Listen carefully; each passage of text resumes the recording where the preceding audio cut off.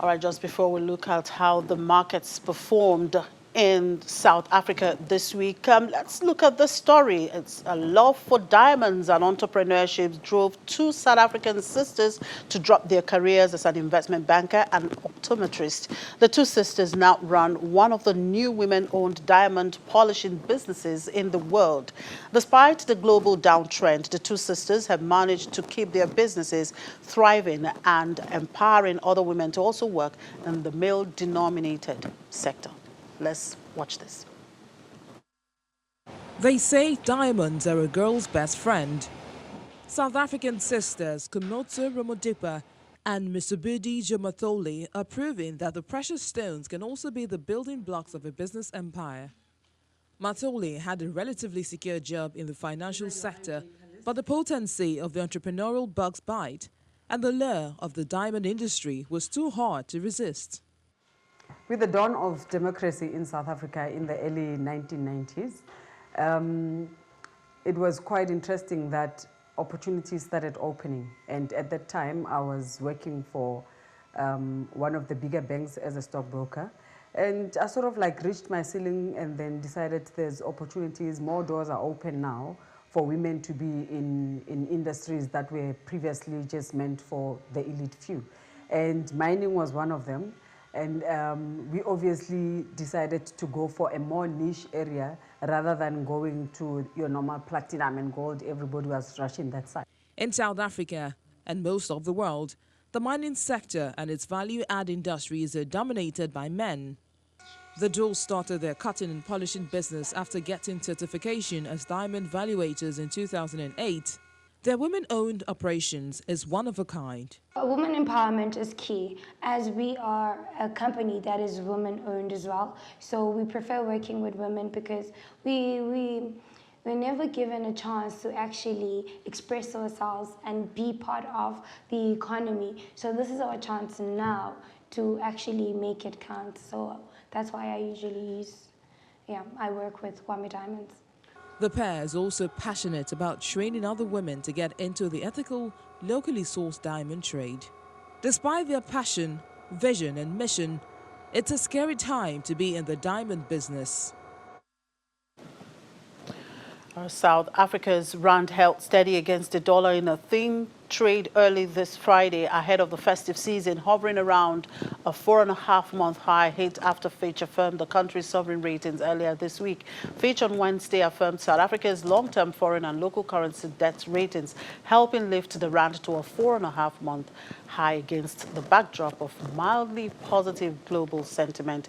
There are also other developments that shaped the week in South Africa. Let's bring in my colleague now in Johannesburg, Katleho Lehode, to wrap up the week for us.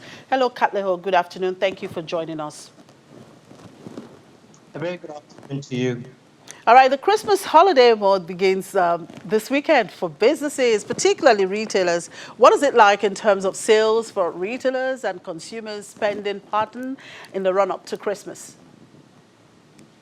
Well, South Africa is expected to see at least rand spent across the country this festive season, and this, according to economists, is supposed to be a short-term measure that will see the rand at least picking up and the economy of the country rallying to a positive. But then they've also warned that looking back at what happened in terms of consumer expenditure this Black Friday, that we can expect that not everyone is gonna head out like the previous years to stores to go and spend their money there, and this might not actually help in terms of that prediction of the 200 billion rand that is actually proposed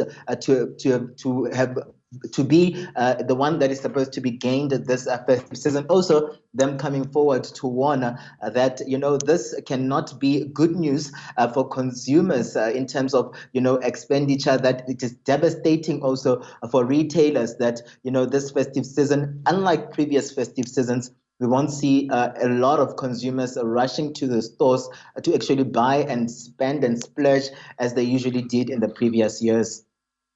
Has seen South Africa jersey index rally relatively, and of course the rand has hovered around 4.5 month high, particularly after Fitch affirmed the country's ratings. Are we likely to see some kind of profit taking by investors ahead of the Christmas holiday?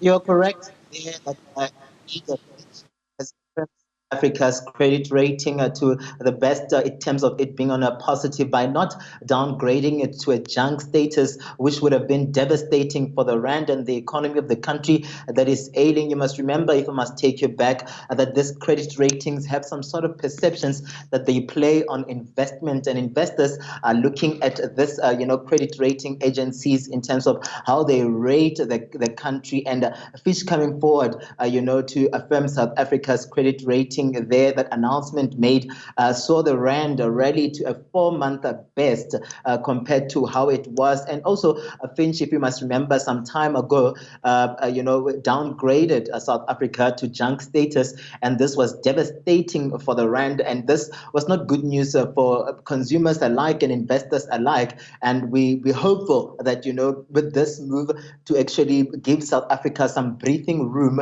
where credit rating is concerned, will be good news for investors. They've been concerned, about a whole lot of what has been happening in terms of the debt that, is spiraling in South Africa's state-owned enterprises. And they've been also, government's debt is ballooning in this regard. And investors can only hope that in the coming year and this Christmas, that, credit rating, breathing room by Fitch would come as good news for investments into the country. On the equities markets side, what companies made headlines in the week?